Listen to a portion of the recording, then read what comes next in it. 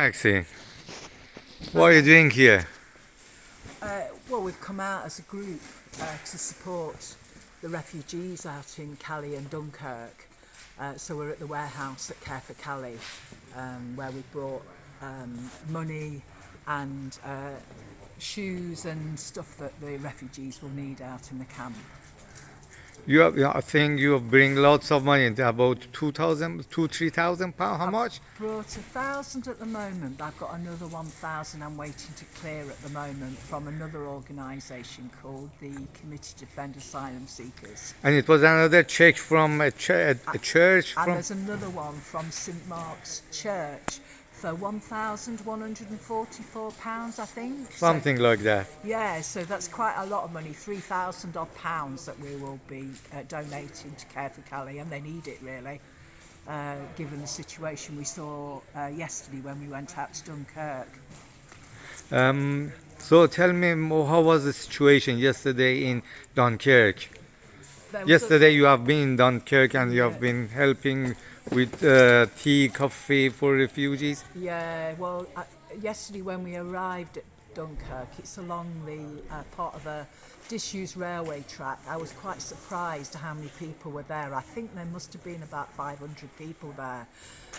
What was really quite shocking is that there are loads and loads of children there, women as well.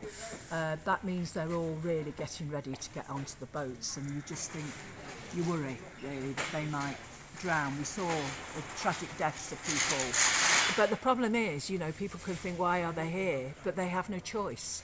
There are no safe routes into the United Kingdom. The only way they can get in is either under lorries or in dinghies, terrible dinghies, and we came across on the ferry and it was not great weather. So you imagine this time of year, it's absolutely freezing. Little kids, Yeah, it was lots of children. lots of children, 1-year-olds, getting into dinghies, getting across on you imagine what it would be like doing that.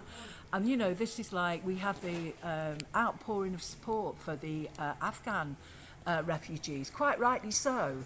But actually the government wants to portray them as good refugees and bad refugees. And the good refugees were the ones who got in the planes, and the bad refugees are the ones they say are coming across on boats. Well, actually, they're not bad refugees. They're some of the most amazing people who've trekked across the continent to get to Calais. They want to come to the United Kingdom. And the reason they do is they've either got contacts there or they speak English. That's the two reasons. And actually, Britain takes one of the fewest numbers of refugees, despite all the nonsense that Priti Patel comes out with. They take the smallest number of refugees, and we say refugees are welcome, and they shouldn't be demonised, and they shouldn't be scapegoated and blamed for the problems that are created by our government in our country, not by refugees. Maxim, we've got lots of refugees. They are coming from Afghanistan, Kurdistan. I mean, let's talk about Afghanistan. They left, the British government, the British army left Afghanistan like that with Taliban, and then they're blaming refugees here. Why do you coming to UK with dinghies? What do you think?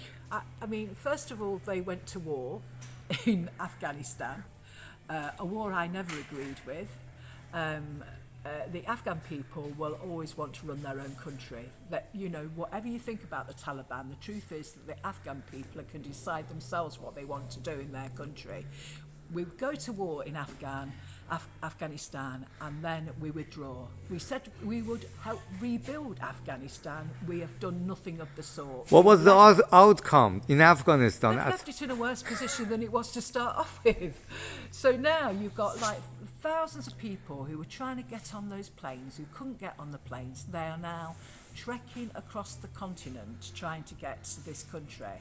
And yesterday we saw a small number of them who have now arrived at Dunkirk. But there'll be many, many more who will be trekking across, because we create the problem. It's our wars that create the problem. And therefore, Britain has to take some responsibility for this, really. What do you think about other people? Do you think that they should come and help and support refugees, volunteering, something like that? We were talking about having. Have you got any message for the people? I think that people should come. if you come here, you see what is really taking place. You see the conditions that people are in, the fact that the police come round and harass the refugees constantly, move them to another place, but because they are desperate, they've spent 2 years getting to this point, they are not going to go back. They will come back again. So every time you spend all this money building barriers, policing the beaches, harassing the refugees, you could be using that money to bring them into our country, let them work, let them build lives, let them contribute to the economy, because our country has been built by waves of immigration and we should let them in. Thanks very much, Maxine. Thank you.